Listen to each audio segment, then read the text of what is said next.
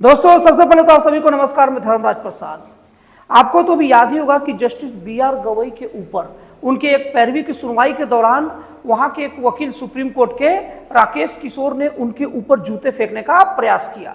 हालांकि वो फेंक नहीं पाए और उन्हें रोक लिया गया और उसके बाद में वहां के जो सुप्रीम कोर्ट के जो सीजेआई हैं जस्टिस बी.आर. गवई, उन्होंने माफ कर दिया और सुप्रीम कोर्ट के रजिस्ट्रार को जो तरफ से जो बात बोली गई वो कहा गया कि उनके जूते को भी लौटा दिया गया है और अब उनको आरोपी नहीं बनाया जाएगा। अब एक घटना तो हो गई। अब इस घटना होने के कई दिन बाद फिर से केंद्र सरकार ने बात कहा कि आप चाहे तो राकेश किशोर जो वकील है जो जूते फेंकने का प्रयास किया था उनके ऊपर कार्रवाई कर सकते हैं, मतलब फिर से आप उन्हें आरोपी बना सकते हैं। लेकिन देखा जाए ना तो दोबारा आरोपी बनाने में ना सुप्रीम कोर्ट के कोई भी जजों की कोई रुचि नहीं है। यहां तक कि होने वाले अपने भावी सीजेआई जस्टिस सूर्यकांत की भी कोई रुचि नहीं है।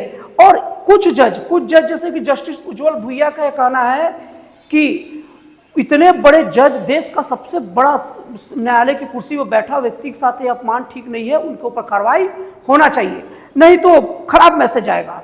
अब उसके बाद में देखा जाए तो होने वाले भावी सीजेआई जस्टिस सूर्यकांत और अभी का वर्तमान जो जस्टिस है जस्टिस बी.आर. गवई, ये दोनों क्यों उनको पर कोई कार्रवाई नहीं कर रहे हैं?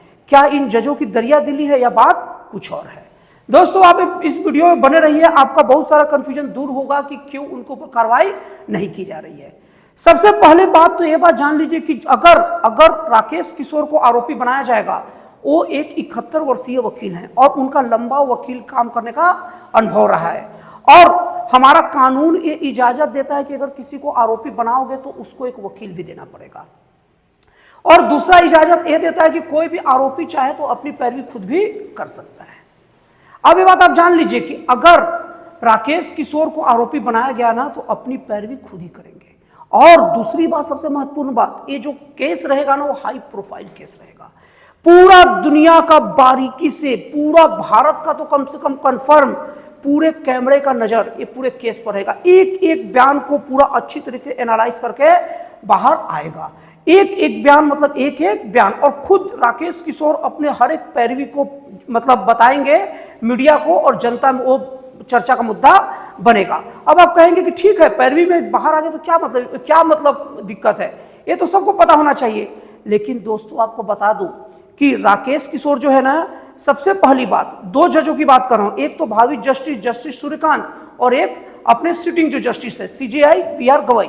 तो सबसे पहले मैं जस्टिस सूर्यकांत की समस्या बता रहा हूं कि क्या हो जाएगा अगर आरोपी बनाया जाएगा। तो जस्टिस जो सूर्यकांत है ना, इसमें किसी से कोई दो राय नहीं है कि जस्टिस सूर्यकांत के ऊपर जस्टिस बी.आर. गवई का बहुत अच्छा कृपा रहा है।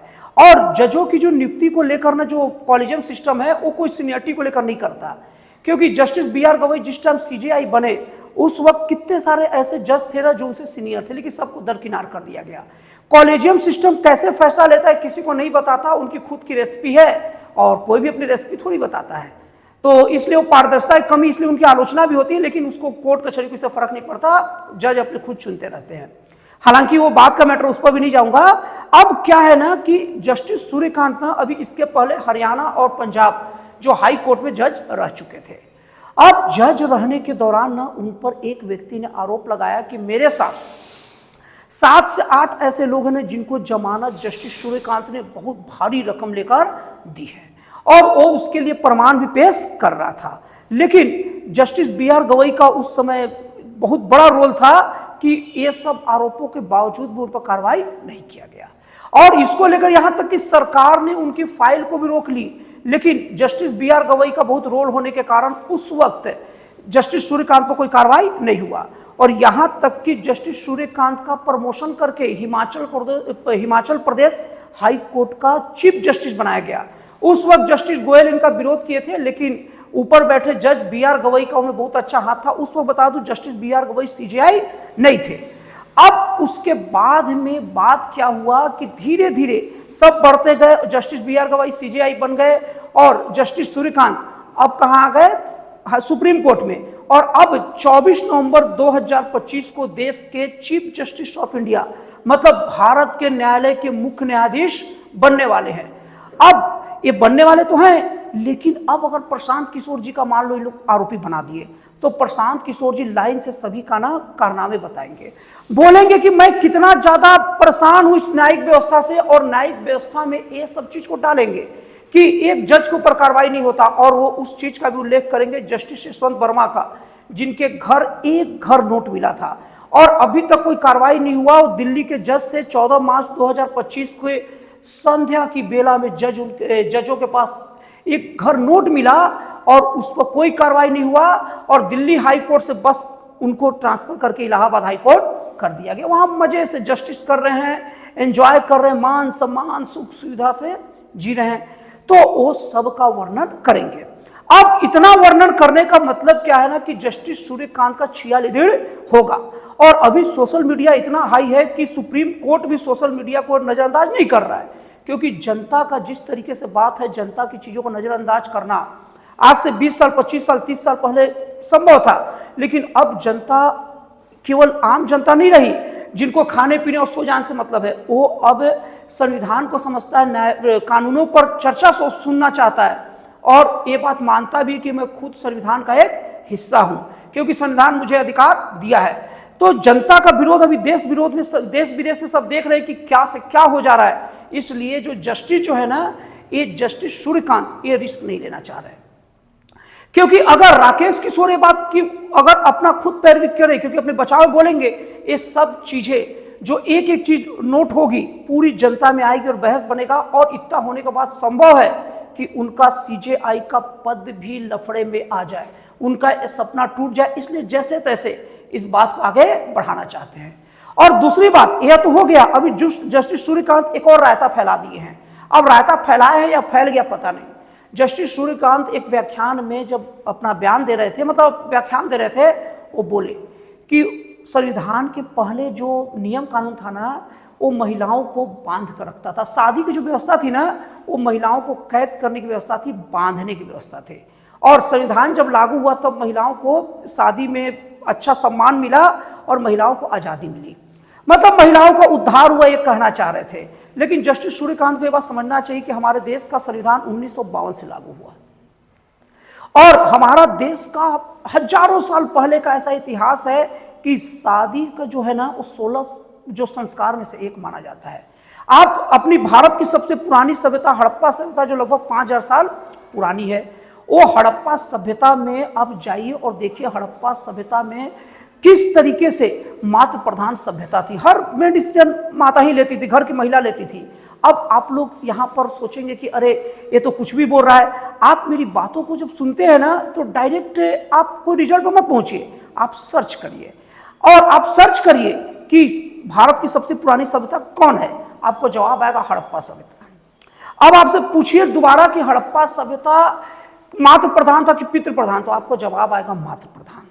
अब कोई भी महिला माता तब बनेगी जब उनका विवाह होगा, और विवाह होने के बाद जब वो माता बनेगी और उनके बच्चे बड़े होंगे तो घर का प्रमुख वो महिला रहेगी, क्योंकि मातृ प्रधान था।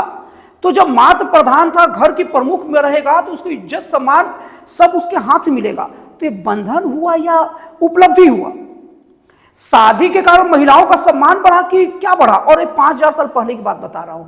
और आप लोग कोई भी मेरे वीडियो मेरी बातों को ऐसे कमेंट मत किया कीजिए कि आप कुछ भी बोल रहे हैं, आप एक बार सर्च कर लिया कीजिए, और मेरी बात अगर कहीं गलत हो तो प्लीज कमेंट करिए, मैं आपके कमेंट का जवाब भी दूंगा।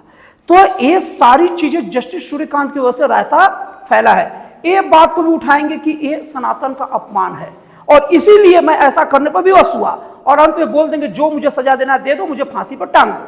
और इसको लेकर सुप्रीम कोर्ट के जजों के हाथ पांव फूलेंगे और सब 46 दिन होकर पूरा मामला गड़बड़ा जाएगा। इसलिए जस्टिस सूर्यकांत रिस्क नहीं ले रहे हैं। अब बारी आते हैं जस्टिस BR गवई की। जस्टिस BR गवई के बारे में बता दूं कि जस्टिस BR गवई अभी बहुत सारे सपने देख रहे हैं कि रिटायरमेंट होंगे, तो भी कांग्रेस में कोई मजबूत नेतृत्व तो है नहीं, और उसके बाद या तो प्रधानमंत्री या राष्ट्रपति या उपराष्ट्रपति का पद उन्हें मिल सकता है, क्योंकि वो देख चुके हैं जस्टिस रेड्डी को, जो पहले सुप्रीम कोर्ट के जज रह चुके थे, उनको उपराष्ट्रपति वाइस प्रेसिडेंट के लिए नॉमिनेट कांग्रेस की तरफ से किया गया था। अब उनको ऐसा लग रहा है कि अगर रिटायरमेंट के पहले अगर राकेश किशोर को अगर मामला खुलेगा, और वो ये सारी बातें शुरू कर दिए कि आप जस्टिस वर्मा के ऊपर कार्रवाई क्यों नहीं किए, जस्टिस सूर्यकांत का वो कार्रवाई का क्या करेंगे, तो उनका हर एक बात बताया ना कि ये पूरा हाई प्रोफाइल, ये पूरा का पूरा केस चलेगा, हर चीज जनता में जाएगा। तो जस्टिस बी आर गवई को भी पता है कि मेरा रिटायरमेंट का जो समय है ना बहुत गंदे तरीके से बेकार होगा। तो जस्टिस जो बी आर गवई भी ये रिस्क नहीं लेना चाहते, ये सब मामले को ठंडे तरीके से निपटा देना चाहते हैं। इसलिए जस्टिस बी आर गवई हो चाहे जस्टिस सूर्यकांत हो, कोई भी इस मामले में तूल नहीं देना चाहता। और रही बात उज्जवल भुइयां की, तो भैया जजों में भी कंपटीशन चलता होगा, हर एक का इच्छा होगा चीफ जस्टिस ऑफ इंडिया बनने का।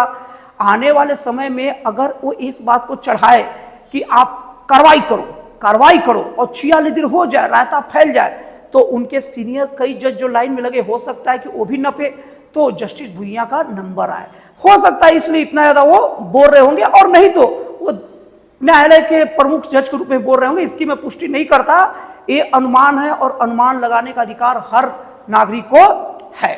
जब जज अनुमान लगा सकते अपने फैसले से इतर, तो मैं तो आम नागरिक हूं भैया, मैं क्या ना कर लूं। मैं आम नागरिक हूं, मैं ज्यादा सिस्टम को नहीं जानता, जितना जानता हूं मुझे अपना राय रखने और अनुमान लगाने का अधिकार है। तो दोस्तों इस तरीके से देखा जाए ना, तो जस्टिस जो बी आर गवई और जस्टिस सूर्यकांत सहित और भी जो जजेस हैं वो भी इस मामले को नहीं छेड़ना चाहते, क्योंकि जो जो जज इस मामले को छेड़ेगा, राकेश किशोर वो सब के मामले को उठाएंगे, तो सभी का दिक्कत होगा। और अभी जनता जो है ना, जनता जिस तरीके से संविधान में इतना इंटरेस्ट ले रही है, कानून में इंटरेस्ट ले रही है, तो जनता का उग्र आंदोलन कहीं न्यायपालिका के खिलाफ ना हो जाए कि तुम लोग कैसे डिसीजन लेते हो, कैसे कॉलेजियम बना कर रखते हो, कुछ तो बताओ, कैसे चुनते हो जज। तो ये सब चीजों को लेकर ना जज ये सब रिस्क नहीं ले रहे हैं, और इसलिए राकेश किशोर के ऊपर कोई कार्रवाई नहीं हो रहा है। और ये प्रबल का प्रबल मेरा मानना है कि यही कारण है। तो दोस्तों आपको एनालिसिस कैसा लगा आप कमेंट करके बताइएगा। तो फिर मिलते अगले वीडियो में एक नए, एक जन कल्याणकारी और एक राष्ट्रवाद से प्रेरित नए विचारों के साथ।